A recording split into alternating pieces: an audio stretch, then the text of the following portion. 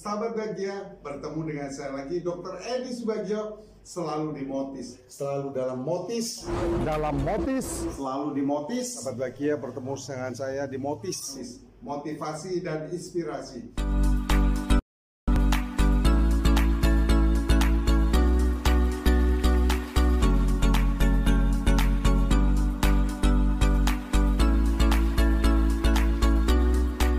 Assalamualaikum warahmatullahi wabarakatuh. Sahabat Bahagia, bertemu dengan saya lagi Dr. Edi Subagio, selalu di Motis, motivasi dan inspirasi.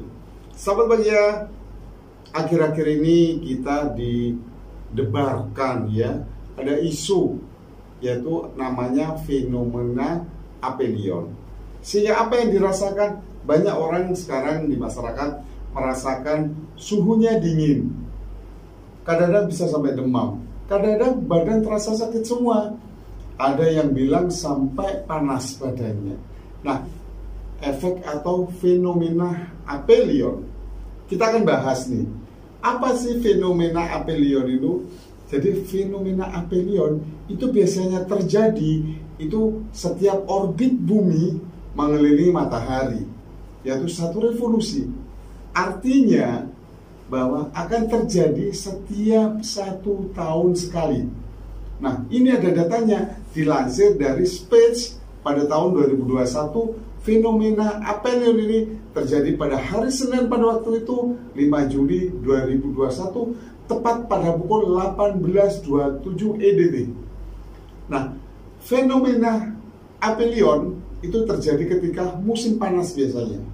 Seperti sekarang kita lagi musim panas nih ya. Dan musim panas itu durasi panas itu terjadi kurang lebih 92 hari. Ini dilansir dari apa? Lembaga Penerbangan dan Antariksa Nasional, di mana dampak signifikan itu tidak ada di bumi, termasuk suhu dingin yang dirasakan akhir-akhir ini oleh kita. Sahabat Bahagia, suhu yang dingin yang dirasakan akhir-akhir ini, Anda semua yang melihat video ini, itu ternyata adalah efek musim kemarau. Kok bisa? Iya. Coba diingat, pada waktu kita musim kemarau, ternyata awan yang ada di langit itu sedikit daripada pada waktu musim penghujan. Akhirnya apa? Membuat bumi itu tidak memancarkan suatu efek panas. Sehingga udara pagi terasa lebih dingin daripada biasanya. Itu karenanya.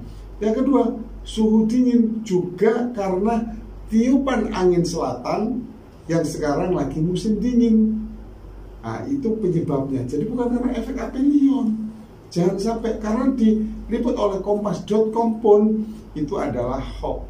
Jadi sekarang suhu kita di pagi hari dingin itu karena tadi efek musim kemarau, karena awan kita itu sedikit sehingga bumi tidak memancarkan rasa panasnya. Yang kedua, penyebabnya tadi adanya tiupan angin dari daerah selatan, karena daerah selatan sekarang lagi musim dingin. Nah, banyak orang-orang yang menyebarkan, ayo dengan kondisi seperti ini kita jaga imun kita, kita banyak minum vitamin, kita banyak makan makanan yang sehat. Permasalahannya bukan di situ. Permasalahannya adalah kita mau meningkatkan daya tahan tubuh kita hanya pada waktu sakit. Betul apa betul? Kebanyakan mungkin Anda sekarang melihat akan meningkatkan daya tahan tubuh jika kondisinya sudah sakit. Padahal itu kebalik. Harusnya kita setiap hari itu meningkatkan daya tahan tubuh kita sebelum kita sakit. Jadi kita itu pencegahan. Dengan apa? Kita harus memahami konsep tubuh kita yang diciptakan oleh Allah Subhanahu wa Ta'ala. Yaitu ada hadis yang berbunyi, menurut hadis riwayat Al-Hafiz As-Suyuti rahimahullah. Apa bunyinya? Sumber dari segala penyakit itu adalah al-barada. Al-barada itu apa? Al-barada itu adalah pencernaan. Yang bisa mencerna apa? Lambung. Jadi kita harus memahami, jangan asal kita, ayo kita minum vitamin, ayo kita tingkatkan imun kita dengan makanan-makanan sehat. Perlu diketahui sahabat Bahagia, kita mau makan yang 4 sehat 5 sempurna atau apapun yang sehat-sehat, atau vitamin yang katanya keren, hebat, tapi kalau kita tidak memahami tentang konsep maunya Allah seperti apa, kita tidak bisa. Contoh, kita minum vitamin, kita minum makanan yang sehat, tapi lambung kita fungsinya tidak sehat. Percuma, karena fungsi utama lambung adalah memecah makanan yang menjadi nutrisi, yang menjadi makanan sel tubuh kita. Percuma kita minum vitamin, percuma kita makan makanan yang sehat, tapi lambung kita tidak bisa memecah. Efeknya apa? Makanan sel, calon makanan sel itu tidak bisa dimakan. Apa yang terjadi? Kita justru tambah sakit, dan sel kita juga banyak yang rusak. Apa yang terjadi jangka lama? Otomatis mulai kolesterol meningkat, asam urat meningkat. Nah, permasalahannya itu di sini. Imun kita juga turun. Ayo sahabat bahagia, jangan sampai kita itu kalau sudah merasa sakit, baru kita itu meningkatkan daya tahan tubuh kita. Salah. Jadi kita lebih baik preventif atau pencegahan lebih baik daripada mengobati. Jadi kita perbaiki dulu lambung kita sesuai hadis, terus kita makan makanan yang sehat, yaitu calon nutrisi sel tubuh kita. Insya Allah kita akan selalu sehat. Nah, bagaimana untuk mendapatkan hal-hal tadi yang saya sebutkan di atas? Ya kita bisa milih dong makanan kira-kira yang sehat untuk tubuh kita. Kurangi makan makanan yang berlemak, berminyak. Kurangi makanan yang merangsang, pedas misalnya, bisa mempengaruhi lambung, soda, atau yang lainnya. Dan kalau bisa, kita kembali ke konsepnya baginda Rasulullah SAW, kita akan makan jika kita itu lapar. Jadi pada saat kita lapar, kita baru makan.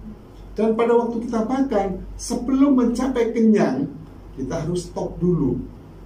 Tidak seperti kita mungkin di lapangan setelah makan, belum lapar pun kita pagi harus makan. Setelah makan, ternyata belum ngemilnya, sini ngemil, sini seperti itu. Kadang-kadang kita merasa perut kita kepenuhan.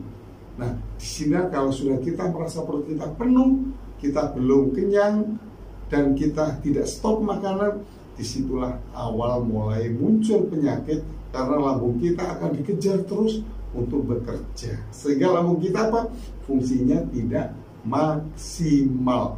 Ayo sahabat bahagia, kita cegah agar diri kita tidak sakit dengan cara apa? Perbaiki lambung kita, makanlah makanan yang sehat dan minuman yang sehat, yang jauh dari pengawet perasa.